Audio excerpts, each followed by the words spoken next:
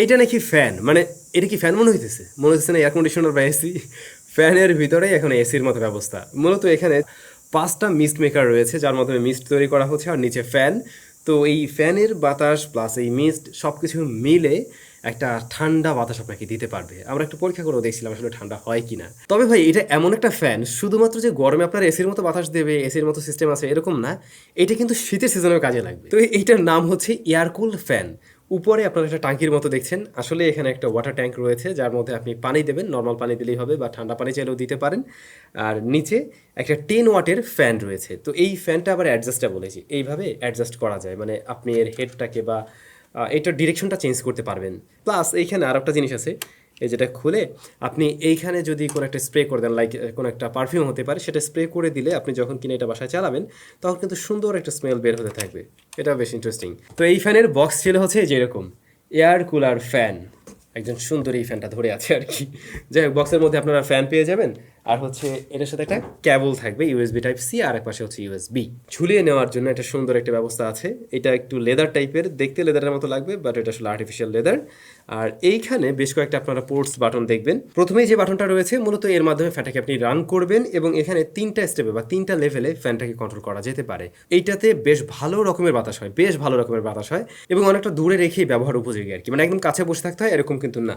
তারপরের যে বাটনটা রয়েছে এটা দিয়ে মূলত এই মিস্টগুলোকে আপনি রান করতে পারবেন। আপনি কতটুকু মিস্ট চান, ফার্স্ট যদি একটা প্রেস করেন তাহলে কিন্তু একটা মিস্ট ওপেন হবে, দেন যদি আরেকটা প্রেস করেন তাহলে মোট 3টা মিস্ট একসাথে ওপেন হবে। তারপরে যদি আপনি আরেকটা চাপবেন তখন কিন্তু এর প্রত্যেকটা অর্থাৎ 5টা মিস্ট মেকার একসাথে রান করবে, এবং মোটামুটি জাস্ট সামনের দিকে পানি ফ্লো করতে থাকবে। এরপরে আমরা দেখতে পাই একটা লাইটের জন্য সুইচ রয়েছে বা বাটন রয়েছে। এটা দিয়ে মূলত ওয়াটার ট্যাঙ্কের লাইটের কালার পরিবর্তন করবেন, মানে জিনিসটা দেখতেও সুন্দর লাগবে আর কি তখন। এরপরে আমরা একটা অ্যালার্মের মতো দেখছি বা একটা ঘড়ির মতো দেখছি। মূলত এখানে 3টা স্টেপে এটাকে কন্ট্রোল করা যায়। আপনি যদি চান এই ফ্যানটা 1 ঘন্টা পর 1 ঘন্টা চলার পরে অটোমেটিক বন্ধ হয়ে যাবে, আপনি সেটা সেট করে রাখতে পারেন। আবার 2 ঘন্টার জন্য সেট করে রাখতে পারেন, আবার 3 ঘন্টা পরে অটোমেটিক অফ হয়ে যাবে, সেটাও সেট করে রাখতে পারেন। অনেক সময় ঘুমানোর জন্য আর কি প্রয়োজন হয়, যেমনটা হয় আসলে এই যে এখন কারেন্ট যায় দেখবেন ঢাকা শহরে কিন্তু কারেন্ট গিয়ে 1 ঘন্টা পরে আসে, রাইট? তো আপনি ঘুমাচ্ছেন রাতের বেলা, তখন জাস্ট এটাতে ক্লিক করলেন, 1 ঘন্টা পরে যখন কিনা কারেন্ট চলে আসবে বা একদম টাইটা 1 ঘন্টা পরে এটা অটোমেটিক অফ হয়ে যাবে।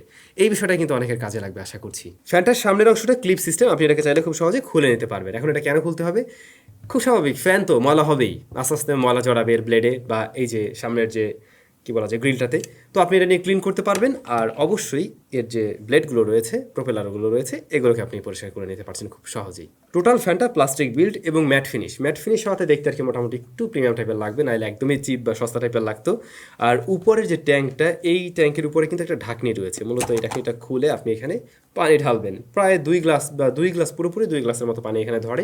এবং একবার যদি ট্যাঙ্ক ফুল করেন আপনি এটা দিয়ে 4-5 ঘন্টার মতো রান করতে পারবেন। অবশ্যই এটা ডিপেন্ড করবে আপনি অ্যাট এ টাইম কয়টা মিস্ট মেকার রান রাখছেন। আর এর যে ঢাকনার পাশে এক ধরনের রাবার গ্যাসকেট আছে, যার ফলে পানি পড়ে যাওয়ার পসিবিলিটি কম।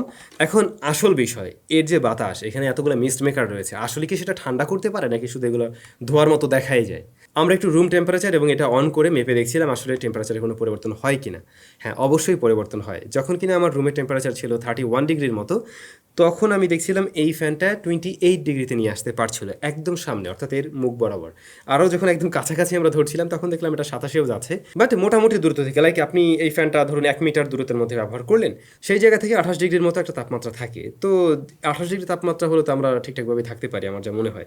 একা ব্যবহার করতে গিয়ে দেখলাম ফ্যানটা জাস্ট লেভেল 1-এ রাখলেই হয়, এবং যখন কিনা আপনি দূরে রেখে অনেকে মিলে ব্যবহার করতে চাবেন তখন লেভেল 3-তে দিলে সবচেয়ে বেটার আউটপুট পাবেন, এবং যথেষ্ট ভালো বাতাস হয় এটাতে। বাই দ্য ওয়ে, এটা কিন্তু শুধুমাত্র ফ্যান হিসেবে না, এটা অন্য একটা কাজেও আপনি ব্যবহার করতে পারবেন। যাদের বাসায় এসি রয়েছে, দেখবেন এসির মধ্যে থাকলে পরে না, মানে স্কিন রুক্ষ হয়ে যায়, হিউমিডিটি কমে যায় সোজা কথা, তখন এটাকে কিন্তু হিউমিডিফায়ার হিসেবে ব্যবহার করতে পারেন। ফ্যানটাকে অফ রেখে শুধুমাত্র মিস্ট মেকার যেটা রয়েছে এটা অন করে দেবেন, এটা দিয়ে হিউমিডিফায়ারের কাজ হয়ে যাবে, এবং আপনার রুমে কিন্তু সঠিক আর্দ্রতা বজায় থাকবে। অনেকেই তো হিউমিডিফায়ার এমনিই কিনে নেন, তো তাদের কাছে এই জিনিসটা কাজে লাগতে পারে। আবার শীতের সময় তো বাসা বাড়িতে প্রয়োজন হয় এই হিউমিডিফায়ার, তো তখনও কিন্তু কাজে লাগবে। মানে এই ফ্যানটা দেখুন, গরমেও কাজে লাগবে, শীতেও কাজে লাগবে।